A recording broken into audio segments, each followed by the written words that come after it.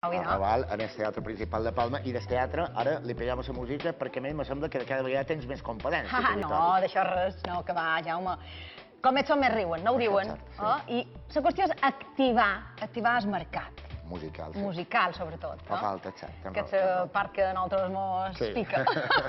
Ben certa. I per això us hem de contar que la cantautora mallorquina Victòria Lerma ha gravat el seu primer disc i l'ha presentat a la tenda de Palma Xocolata. Són 13 cançons plenes de sentiments, fidel en el seu estil folk i que ha produït en la col·laboració de productors de tanta importància com el cantant de Tequila, en Alejo Stivel.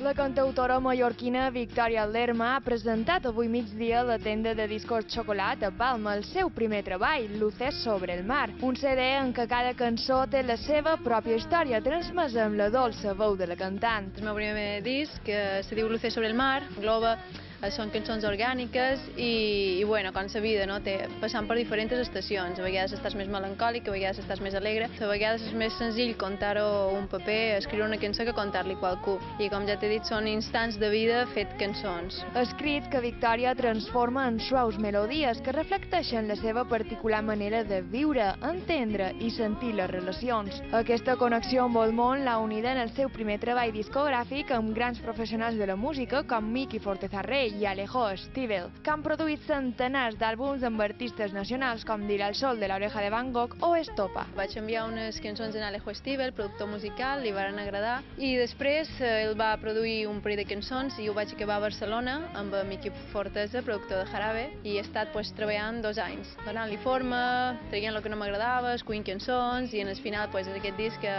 té 12 cançons i una versió de Salta amb agraïment a Alejo Stivel pel seu suport.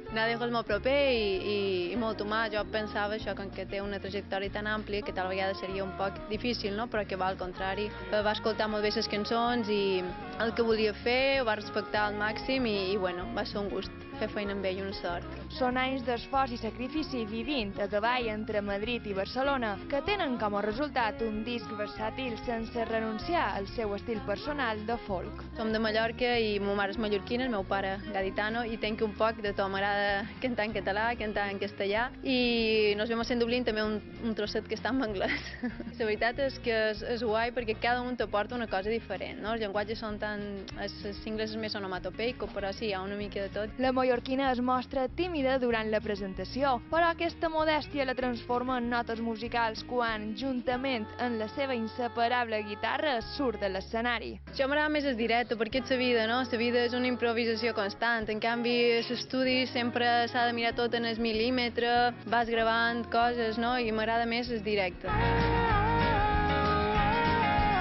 Aquestes són algunes de les imatges del seu videoclip Destino a Marte, però si el que voleu és gaudir de la pròxima promesa de la música, apuntau a l'agenda. Aquest dissabte a les 8 oferirà un concert en directe al Teatre Municipal Mai Terra. Les entrades per assistir-hi ja es venen. Queda dit. I molta de sort. Molta de sort per la teva tocalla, no sé si se diu així. Bueno, Victòria, jo ara me n'he d'anar a girar un malalt. Tu... Què vol dir? Sí, tenc un compromís. Au, idò, jo he de quedar una estoneta més perquè encara he de...